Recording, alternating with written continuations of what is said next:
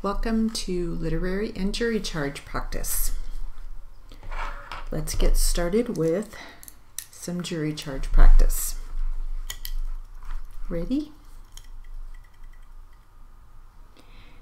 If you find under the rules given you that the accident was caused by the sole negligence of the defendant or his agent, then your verdict will be for the plaintiff for the full amount of the damages sustained by her.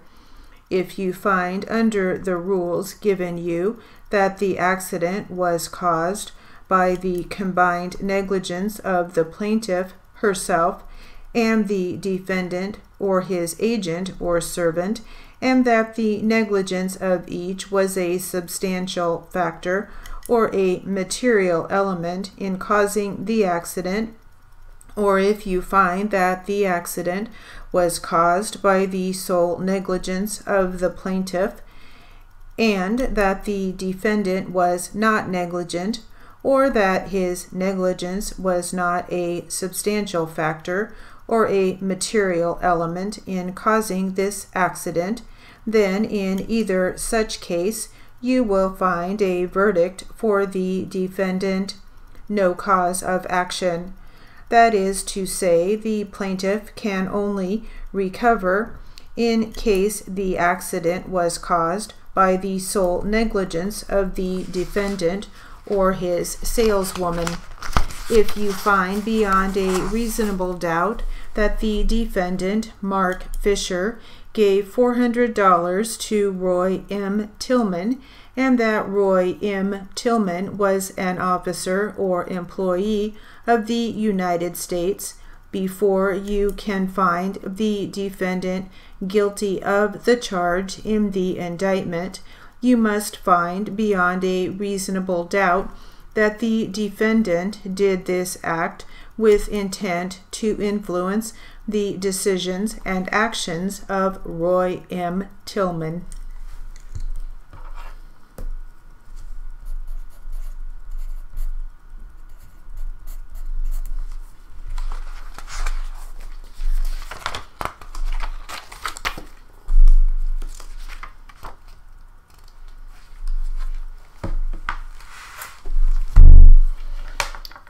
All right, let's continue on with this literary material, and the subject is I'm a court reporter and I play one on TV.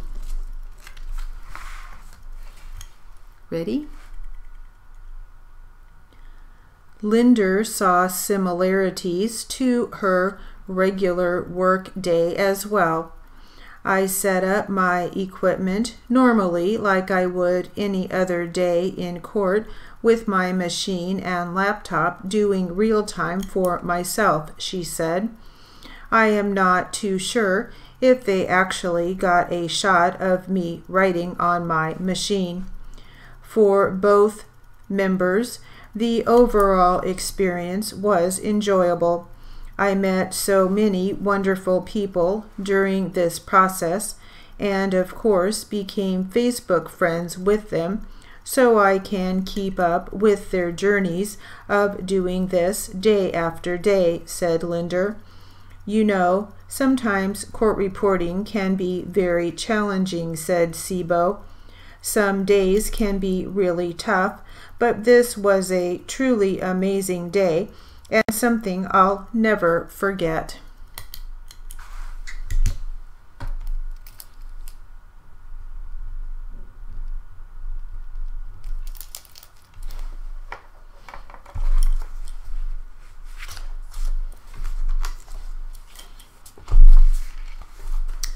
All right, this jury charge, the subject is plea for verdict of not guilty. Ready?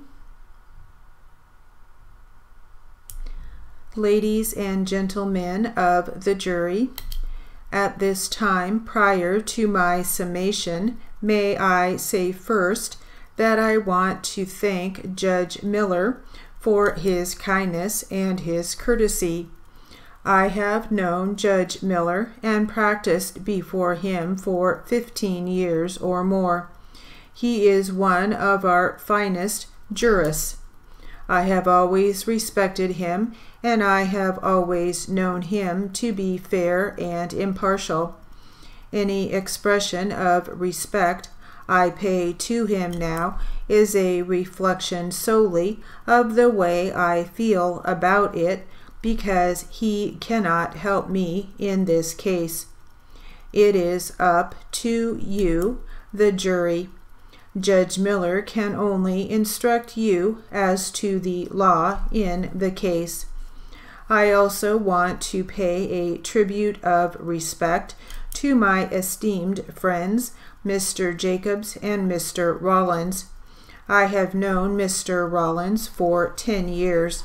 He is a vigorous prosecutor, and as a former public defender, he was as vigorous in his defense of prisoners as he is now in their prosecution.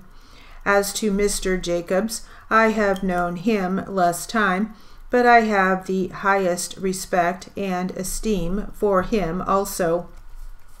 And as for you, ladies and gentlemen, I want to thank you for the time and the attention you have given to listening to this case. I want to say now that when I questioned you, although you may not have realized it, I questioned you solely to find out if you were intelligent, reasoning human beings. I did not question you on sympathy, prejudice, or passion.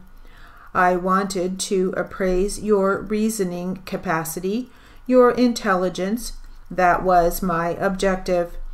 I also want to say to you that if I should make certain statements that are not in evidence, I want you to know that I do so not willfully, not knowingly.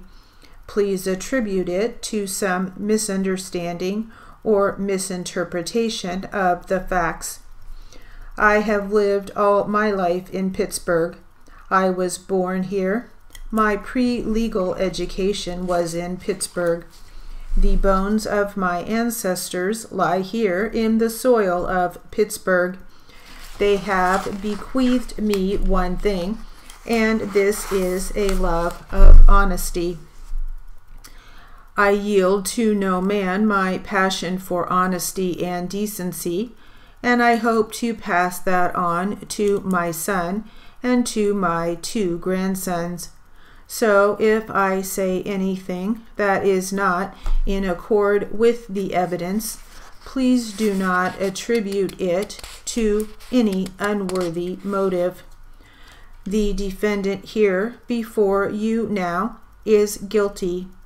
He is as guilty as sin. He belongs in the penitentiary. I yield to no man in my respect to lawfulness, nor do I yield to any man in my abhorrence of violence. A violent crime has been committed, and this man belongs in the penitentiary.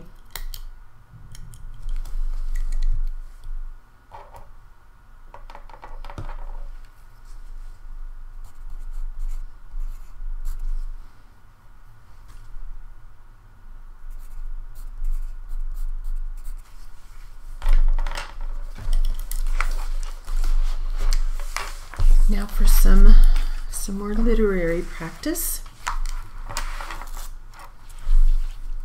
This is the article called Family Ties.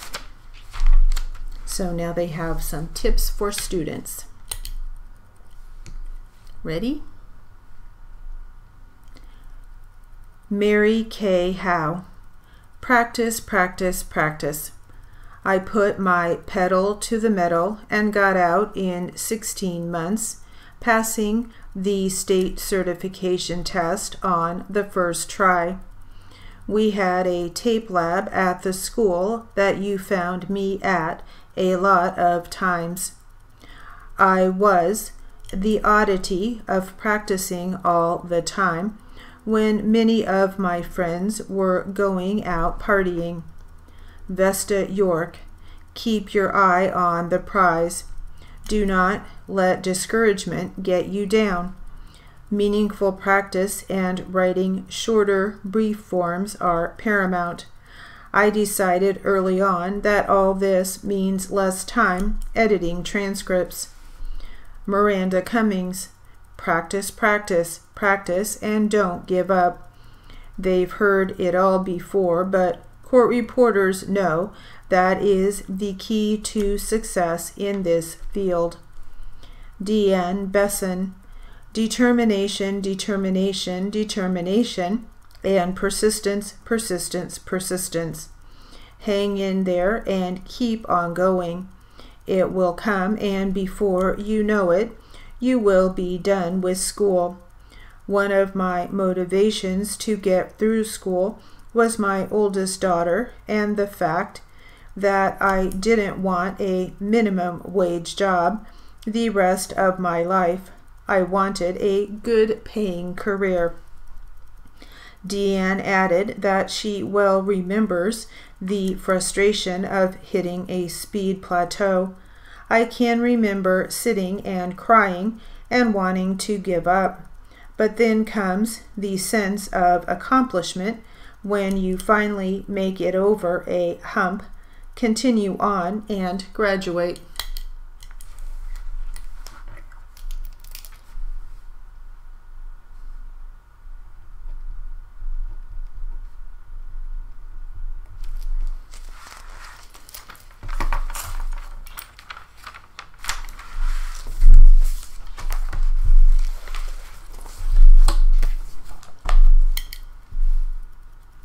Back to our jury charge.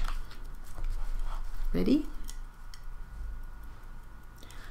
I am not here to try to pull the wool over your eyes. I am not here trying or attempting to smooth out some incidents. That man is guilty of a crime. He is an accessory to the crime of robbery. Anything I say to you here about finding a verdict of not guilty, I want you to understand, and for that reason, I want to put it to you plainly. This man is guilty of the crime of accessory after the fact of robbery. The penalty is the penitentiary, and that is where he belongs. So when I tell you now to return a verdict of not guilty, it is a verdict of not guilty with the indictment as a principle. You know Jackson did not testify to vindicate the law. Jackson did not testify to preserve the good order of society. You know that he did not do that. In every instance, his testimony was prompted by his honest desire to save himself from the long sentence that he richly deserves. However, if that testimony is not acted upon with the utmost caution, punishment may be taken away from the real culprit. I say to you, ladies and gentlemen, that you have listened to this case very intelligently. The state has given you its theory as to the guilt of the defendant. I have attempted to give you a theory that the defendant is innocent, which you are normally to believe. The judge will give you more instructions on that. Thank you, ladies and gentlemen, for your kind attention.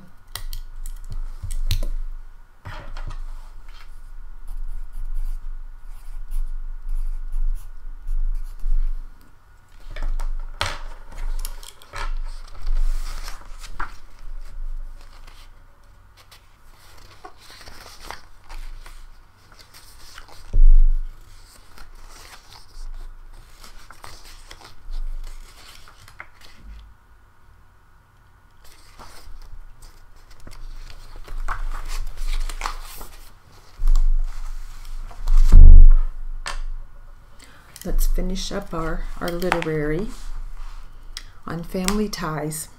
Here we go. How to keep work-life balance. Miranda Cummings. When I'm not working, wait, I'm never not working. But when I do come for a breath of air, I love to travel with my family, friends, and extended family, mostly to the Caribbean. We work hard to play hard. She added, if you work too hard all the time, it will wear you down much faster than you think. You have to take some me time every now and then to make it work. Vesta York. Find something that you enjoy doing, then make sure you make some time to do that thing or things that give you pleasure. You will find you are more productive if you take some time for yourself in the midst of the chaos of court reporting. Vesta has tried to do creative things such as oil painting, crafts, cooking, and baking. I have taken many cooking classes to hone my culinary skills and love sharing them with family and friends. Deanne Besson. Don't let work consume you. Make time for yourself and your family. Treat yourself once in a while to de-stress. It's hard not to let the things you hear in court influence your thinking, because it does. Let go of the bad things you hear and do not keep reliving it. There are bad people in this world, but there are so many more good people. Focus on that. It's also a very rewarding job, and every day is different.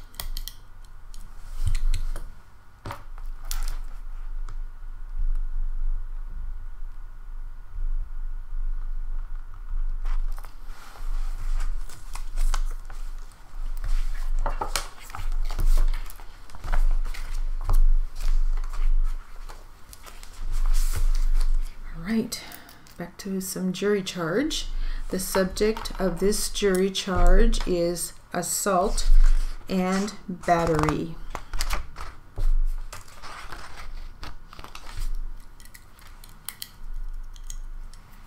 Ready? Gentlemen of the jury, an assault and battery may be defined as any unlawful use of force or violence on the person of another, or the wrongful violence or constraint inflicted on a human being without his consent. The intent to injure is not an essential element of assault and battery. If the act causing the injury is unlawful, the deliberate hitting or striking of a person is an unlawful act unless made in self-defense. If the injury caused is wrongful, then the intent must necessarily be wrongful. Every person is presumed to intend the consequences which follow the commission of an unlawful act. The burden of proof in this case rests upon the plaintiff to prove by the greater weight of the evidence that the defendant committed an assault and battery upon the plaintiff by hitting him in the face or on the head. And if you find that the defendant did so hit the plaintiff, then the plaintiff is entitled to recover from the defendant the damages which he has actually sustained by reason of such assault and battery. The defendant claims that the plaintiff assaulted the defendant and used abusive and insulting language which provoked the acts on the part of the defendant. It is the law in this state that mere words or acts not amounting to an assault, however gross and abusive or insulting such language is, and even though spoken or performed for the purpose of provoking an assault, are no defense to a civil action for assault and battery. If you find from the evidence in this case that the plaintiff is entitled to recover damages from the defendant, there is one other element of damages in a case of this kind which you have a right to consider.